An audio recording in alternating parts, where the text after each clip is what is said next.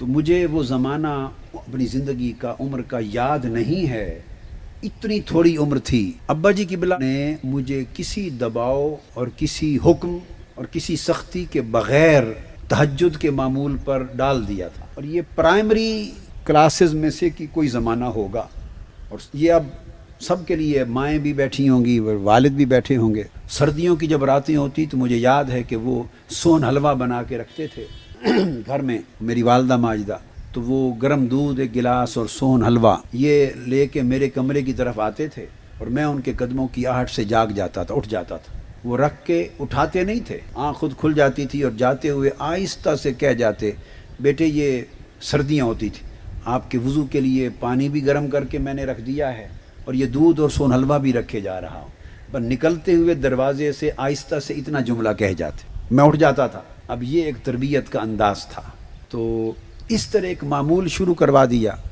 تو زندگی ایک راہ پہ ڈھال دی۔ سکولنگ انگلش سکول میں ڈال دیا، لیکن 62 میں انہوں نے ساتھ سکول لائف کے ساتھ، سکول ایجوکیشن کے ساتھ میری دینی تعلیم بھی شروع کر دی۔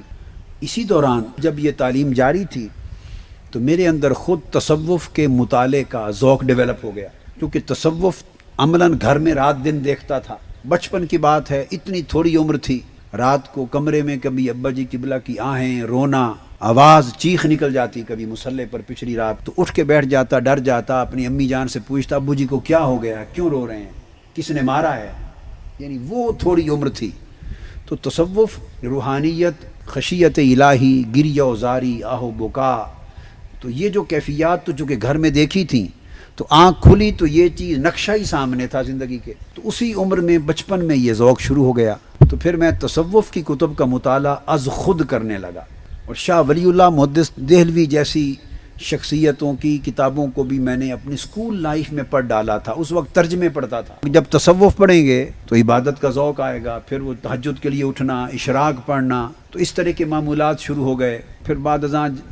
گاؤں تھا جوتیوں والا چک، کبھی 3 مہینے کے لیے وہاں چلا جاتا تھا، پھر اسی طرح پھر 3 مہینے چھٹیاں ہوئیں، پھر چلا گیا، پھر ابا جی کے پاس باقی 7 8 9 مہینے پڑھتے رہے، پھر کبھی امتحان دے دیا، پھر 3 4 مہینے چلا گیا، پھر اسی طرح بی اے کے زمانے تک وقت آیا تو پھر 2 سال کے لیے چلا گیا۔ چونکہ بی اے پھر میں 15 دن گورنمنٹ کالج جنگ میں پڑھا ہوں، تو میں نے دیکھا کہ یہ جو مضامین ہیں ان پر تو 2 سال یہاں وقت ضائع کرنا ہے، یہ میں 3 مہینے میں مکمل پڑھ کے تو فرسٹ ڈویژن آسانی سے لے لوں گا، تو میں کالج کیا دھکے کھاؤں، تو میں پھر چلا گیا قطب آباد، جوتوں والا چک کہتے تھے قطب آباد، پھر وہ 2 سال مزید لگا لیے 68 to 70 تک۔ تو یہ معمول پھر گھر پڑھنے کا، ادھر پڑھنے کا جاری رہا۔ میٹرک ہو گئی، میٹرک کے بعد میں نے گورنمنٹ کالج فیصل آباد میں داخلہ لیا، تو 2 سال میں فیصل آباد پڑھا ہوں۔ 96 میل کا سفر تھا جنگ سے فیصل آباد، 160 کلومیٹر یومیہ۔ صبح 3 بجے کے قریب تہجد پڑھ کر میں بس کے اڈے پر آتا تھا، نیو خان ٹرانسپورٹ ہوتی تھی، اور نماز فجر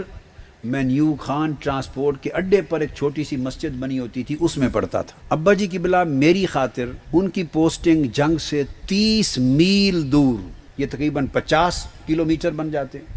حسو بلیل اس زمانے میں وہاں تھی، اور 50 اور 50 100 کلومیٹر جانا آنا، تو وہ 100 کلومیٹر میری خاطر روزانہ کرتے، میں 160 کلومیٹر روزانہ کرتا، اور اس طرح دینی تعلیم اور درس نظامی کا سلسلہ میں نے اپنی کالج لائف میں فیصل آباد پڑھنے کے باوجود منقطع نہیں ہونے دیا۔ اور جب گرمیاں آ جاتی تھی، چھٹیاں، تو گھر میں تو اے سی نہیں ہوتے تھے، تو پنکھے ہاتھ والے پنکھے ہی ہوتے تھے یا چھت والے پنکھے ہوتے تھے،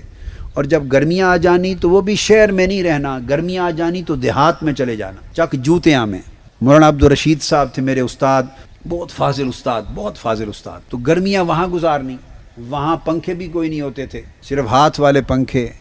بس ایسے جل رہے ہیں اور لیٹے ہوئے ہیں، تو گرمیاں وہاں گزرتی تھیں۔ اور وہاں جب پڑھتا تھا تو بیٹے صبح 3 بجے تہجد پڑھ کر میں اپنے اسباق اور پڑھائی اپنے استاد محترم کے ساتھ شروع کرتا تھا، ناشتہ لنچ کا وقفہ چھوڑ کر، عصر کے بعد تھوڑی آدھے گھنٹے کی بریک چھوڑ کر، نمازوں کا وقفہ، کھانوں کا، دوپہر کی تھوڑے اسباق کو ریپیٹ کرنے کا وقفہ، اس طرح چھوڑ کر اوورآل صبح 3 بجے سے لے کے رات کے 11 بجے تک نان سٹاپ جاگتا، بلا آرام اور پڑھائی کرتا تھا۔